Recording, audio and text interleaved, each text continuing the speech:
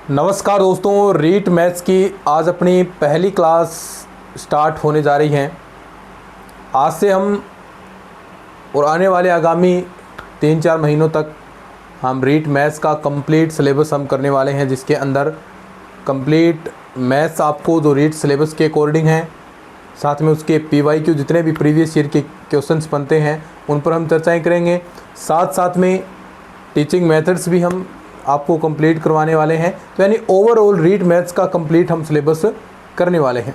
तो सबसे पहला जो हमारा टॉपिक रहेगा, आज हम स्टार्ट करने वाले हैं, किसके बारे में हम बात करेंगे देखिएगा, घात, घातांक व करनी। जो पहला अपना चैप्टर है रीट मैथ्स के सिलेबस के according, power, surge and indices क्या होता है। क्लास शुरू करने से पहले जितने भी स्टूडेंट्स देख रहे हैं, चैनल को सब्सक्राइब ज़रूर कर लीजिएगा, क्योंकि पूरा कंप्लीट सिलेबस आपको रीट से संबंधित, पात्रता परीक्षा से संबंधित इस चैनल पर मिलने वाला है। और अपने दोस्तों के साथ भी इस चैनल को साझा कर दीजिएगा। चलिए अब हम बात करते हैं घात, घातांक व करनी। देखिए, सबसे पहले बहुत इम्पोर्टेंट टॉपिक है ये, और काफ़ी विद्यार्थियों को इससे डर भी लगता है, लेकिन बहुत आसान सा टॉपिक है। डरते क्यों हैं पता नहीं, लेकिन अच्छे से हम आज इस चीज़ को शुरू करने जा रहे हैं। और यही जो आपका डर बैठा हुआ था इन टॉपिक से, वो हम निकालने वाले हैं। बशर्ते क्या है कि आप जो भी मैं चीज़ें पढ़ाता जाऊं, उन चीज़ों को अच्छे से आप याद करते जाएं। साथ में आप वीडियो को पॉज करके आप अपने नोट्स भी बना सकते हैं। अच्छे से चीज़ें शुरू करते हैं आज हम। देखिए, सबसे पहले आप पावर कहते किसे हैं, ठीक है, हम इसके बारे में हम बात करते हैं। पावर कहते किसे हैं, बहुत सिंपल सी बात है। देखिए, आप थोड़ा बहुत इनके बारे में जानते भी हैं, क्योंकि देखिए अब आप मैथ्स से जुड़े हैं तो पहले भी आपने इन चीज़ों के बारे में पढ़ा होगा। कोई आप ये तो है नहीं भी पहली दूसरी के स्टूडेंट्स हैं जो प्रारंभ कर रहे हैं मैथ्स, ऐसा तो नहीं है। तो पावर क्या होती है, देखिए मान लीजिए आपको इस प्रकार कोई भी, आप मान लीजिए a इंटू ए आप इस प्रकार लिख रहे हैं, यानी 2 बार गुणा किया है, तो इसको हम एक तरीके से लिख सकते हैं कि a की पावर 2। ये जो ऊपर लिखा जाएगा उसे आप पावर कहते हैं, यानी जितना गुणा है उसे आप पावर के फॉर्म में लिख सकते हैं। अगर मैं ऐसी बात करूं a इंटू ए, तो इसको आप कैसा लिख सकते हैं, a की पावर 3 की फॉर्म में। अगर ये इस प्रकार चलता जाए 4 तक जाए, तो आप इसे कैसे लिखेंगे, a की पावर 4। अगर मैं बोल दूं कि ये कहाँ तक बढ़ रहा है, लास्ट में m तक बढ़ रहा है, लास्ट में m तक बढ़ रहा है। देखो इस प्रकार ये चलता चलता कहाँ तक, तो इसे आप क्या कहेंगे, a की पावर m, इस रूप में लिख सकते हैं। तो पावर का मतलब क्या है, जितनी बार आपको पावर ऊपर लिखी हुई मिलेगी और नीचे जो संख्या लिखी है, जिस संख्या पे आप पावर लगा रहे हैं, तो उसका मतलब उस संख्या को उतनी ही बार उसी संख्या से आपको गुणा करना है। a की पावर 2, तो यानी a को 2 बार एक साथ गुणा करना है। जैसे अगर ये लिख दे 2 की पावर 2, तो इसका मतलब 2 को कितनी बार, 2 बार। 2 की पावर 3 लिख दे, इसका मतलब 2 को 3 बार। तो यही क्या होती है आपका पावर, जिसे आप घात कहते हैं। अब इससे संबंधित कुछ नियम आते हैं पावरों से संबंधित। अब देखिए, क्वेश्चन ऐसा तो नहीं है कि वो आपको ऐसा पूछेगा कि 5 की पावर 2 का मान निकालें, तो ऐसा तो पूछेगा नहीं। लेकिन जो तरीके से पूछता है, चीज़ें यही पूछता है, लेकिन वो चीज़ें तरीके से पूछेगा। कैसे, अब हम बात करते हैं घात से संबंधित जो नियम हैं, पावर से संबंधित नियम क्या है। देखिए, नियम नंबर 1 आप नोट कर सकते हैं, a की पावर m इंटू a की पावर n। इसको आप क्या लिख सकते हैं, तो ध्यान देखिए, रूल क्या कहता है कि अगर आधार समान है, आधार समान यानी दोनों में a देर का है और ऊपर पावर अलग है, a की पावर m है, a की पावर n है, तो अगर आधार समान होती हैं तो घातें जुड़ जाती हैं।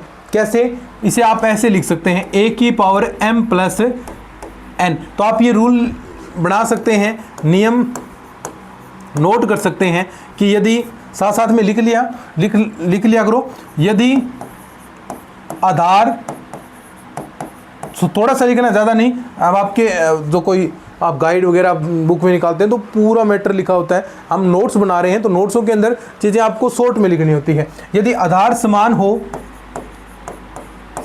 हो तो घातें क्या हैं, जुड़ जाएंगी, घातें जुड़ जाती हैं। जैसे हम बात करें, अगर 2 की पावर मैं 3 दे दूं, ठीक है, 1 दे दूं मैं 2 की पावर 4। अब देखो, आधार तो समान है, तो तो घातें क्या हो जाएंगी, जुड़ जाएंगी। तो इसे आप क्या लिख सकते हैं, 2 की पावर है कितना लिख देंगे, 2 की पावर 7 लिख देंगे। फिर वो सेम वही रिजल्ट आएगा। पहले आप इसका निकाल लीजिए, 2 की पावर 3 का मतलब 8 हो गया, इनटू में 2 की पावर 4 का मतलब 16 होगी, गुणा कराएंगे सेम वही चीज़ आपको मिलेगी 128। तो 128 इसी का 2 की पावर 7 कितनी होती है, 128 होती है, और इतनी ही ये हो जाएगी।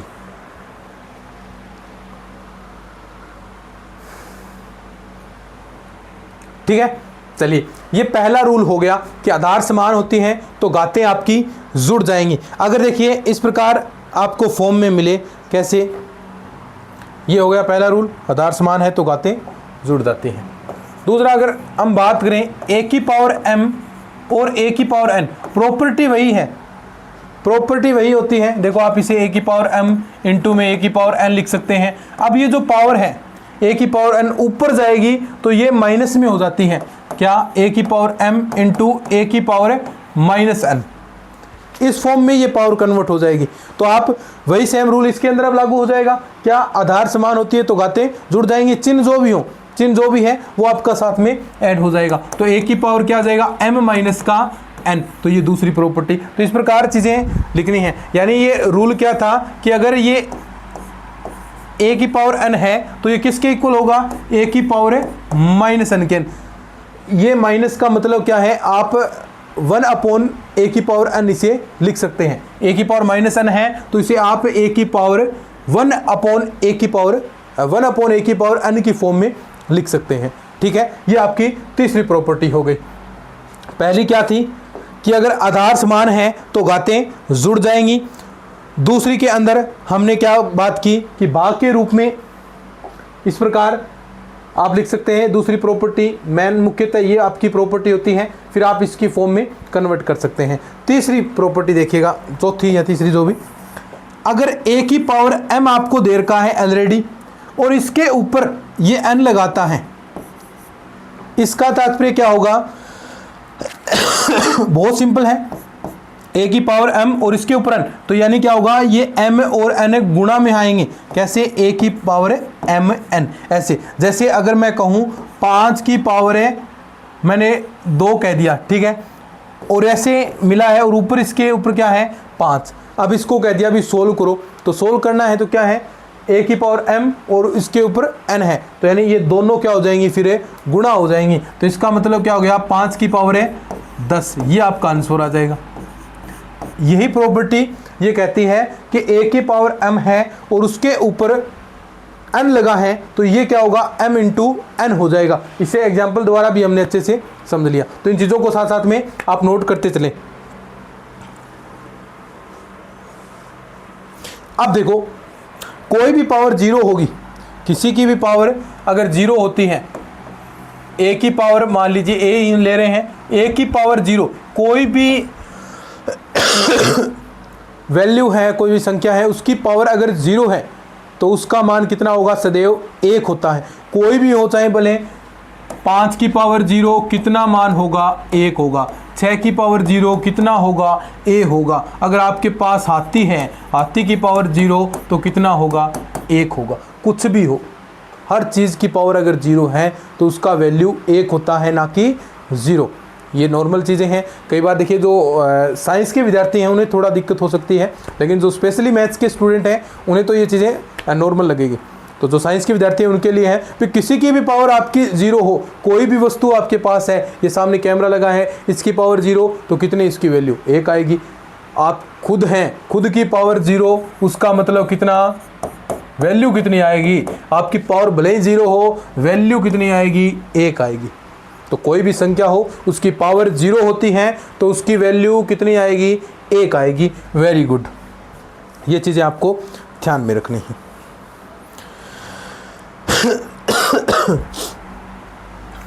इंपॉर्टेंट चीज़ देखिए, इसे आप क्या लिखेंगे, a की पावर अंडरूट है, a की पावर 1/2।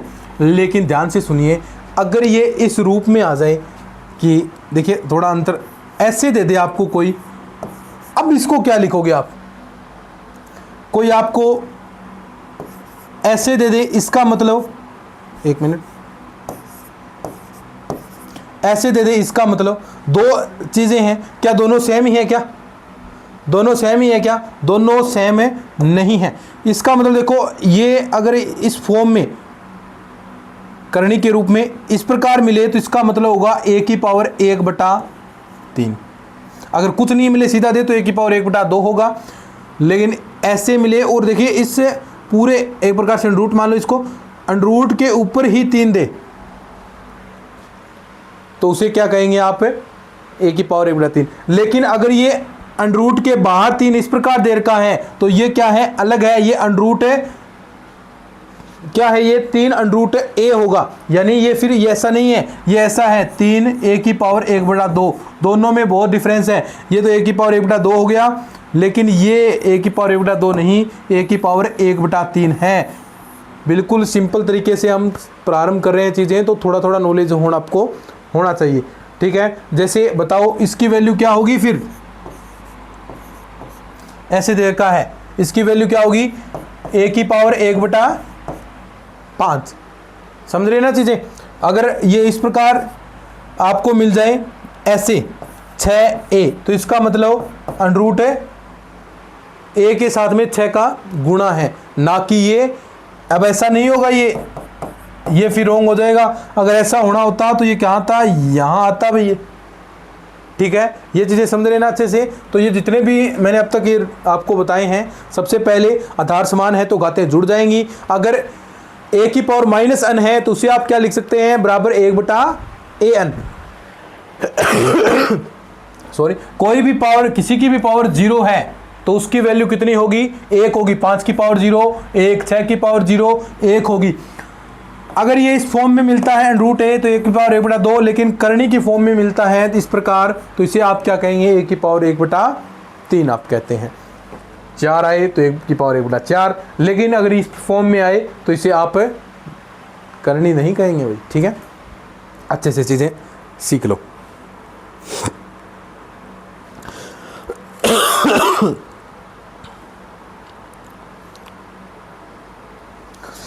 अब देखो एक रूल और हम पढ़ते हैं इसके अंदर कि देखो इस प्रकार आपको मिले कि a की power m is equal to a की पावर n, ये वैल्यू आपको बराबर दे दी। तो ये रूल क्या कहता है? ये रूल कहेगा कि अगर आधार समान है, वैल्यू तो बराबर दे रखा है, आधार समान है तो क्या होगा? घातें भी समान होगी। यदि आधार है, नोट कर सकते हैं, यदि आधार समान हो तो घातें भी क्या होंगी? घातें भी समान होगी। तो यानी m बराबर कितना आ जाएगा भाई? n आ जाएगा। ये आपका क्या हो गया? आंसर हो गया। तो समझे बात को कि अगर आधार समान है तो घातें भी क्या होंगी? समान होगी। अब आता है अगर घातें समान है तो क्या आधार समान होंगे? बिल्कुल। देखिए अगर इस प्रकार चीज आपको मिलती है a की पावर m बराबर b की पावर m, तो क्या होगा इस सिचुएशन में? a बराबर है b होगा। यानी यदि घातें समान है और वैल्यू आपको बराबर दे रखी है, घातें समान है तो जो आधार है तो आधार भी क्या होगा भाई? समान है। क्या होगा? आधार भी क्या होगा? समान होगा। तो ये चीज आपको समझ में आई क्या? कि यदि घातें समान हो तो आधार भी क्या हो जाएगा? आपका समान होता है, ठीक है। इस चीज को आप अच्छे से नोट कर लीजिएगा।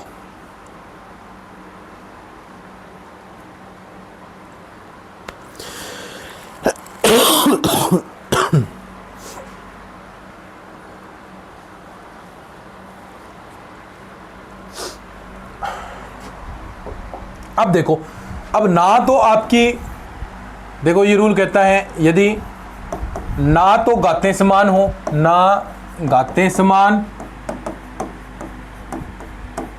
व ना ही आपका आधार समान हो, तो उस सिचुएशन में समान हो, तो उस स्थिति में देखिएगा क्या होगा। यदि ना घातीय समान है ना ही आपका आधार समान है, तो उस सिचुएशन में क्या होगा। देखिए अगर इस प्रकार आपको वैल्यू मिले a की पावर n बराबर है b की पावर m, फिर भी बराबर मिले, तो आप देखिए a की वैल्यू निकाल सकते हैं। a की वैल्यू क्या आ जाएगी, b की पावर m अपॉन n। ऐसे ही b की वैल्यू भी निकाल सकते हैं, तो b की वैल्यू क्या आ जाएगी, ऐसे ही a की पावर n अपॉन m। तो ऐसे आपको वैल्यूज निकालनी होती हैं। देखिए ये सारे जब हम क्वेश्चन करेंगे, एक बार ये सारे आपको रूल याद रखने हैं। जितने भी मैं रूल बता रहा हूँ 2-3 क्लास के अंदर ये सारे रूल आपको तैयार करने हैं। एग्जाम के अंदर 2-3 क्वेश्चन बन जाते हैं यहाँ से भाई, कई बार तो ज़्यादा ही क्वेश्चन बन जाते हैं। तो आपको रीट की आप तैयारी कर रहे हैं तो ये सारे रूल्स आपको ध्यान में रखने हैं, बहुत महत्वपूर्ण है। आगे भी ये चीज़ें आपको काम में आने वाली हैं, ठीक है। तो एक एक चीज़ को अच्छे से आपको ध्यान में रखना है। तो जो हमने पढ़ा है उस चीज़ों को एक बार रिवाइज करिए और साथ में नोट्स बना लेना क्लास के अकॉर्डिंग। जैसे जैसे क्लास चले तो एक बढ़िया नोटबुक लाएं, साथ में जिस प्रकार हम पढ़ रहे हैं उस हिसाब से क्लास वाइज नोट्स बनाते जाएं। जो क्वेश्चन मैं आपको करवाऊं साथ में आपको टाइम भी मिलेगा क्वेश्चंस लिखने का, तो वहाँ पर आपको क्वेश्चंस भी लिखने हैं, क्योंकि ये क्वेश्चंस बहुत इंपॉर्टेंट होंगे। सारे हम PYQ की फॉर्म में भी हम क्वेश्चन सोल्व करने वाले हैं। तो बहुत बेहतरीन क्लासेस आप सभी के लिए चलने वाली हैं। तो आज की क्लास के अंदर हम पहली क्लास है, हम इसको इतना ही रखते हैं। फिर अपनी क्लासेस हैं वो 30-30, 35-35 मिनट की डेली आपको क्लासेस मिलेंगी, और जितना भी आपका सिलेबस है उसके अकॉर्डिंग हम करने वाले हैं। तो पहली क्लास है, इस क्लास को जितने भी आपके फ्रेंड सर्कल हैं उन तक ये क्लास ज़रूर पहुँचानी है कि अपनी क्लासेज अब प्रारंभ हो चुकी हैं, ठीक है। जितने भी फ्रेंड सर्कल हैं उन तक पहुंचाएं, और जो भी स्टूडेंट चैनल देख रहे हैं चैनल को सब्सक्राइब कर लीजिएगा। चलिए जो भी ये चीज़ें हैं आप स्क्रीनशॉट रख सकते हैं, आप नोट डाउन कर लीजिएगा। एक एक चीज़ को अच्छे से आपको करना है, ठीक है। धन्यवाद।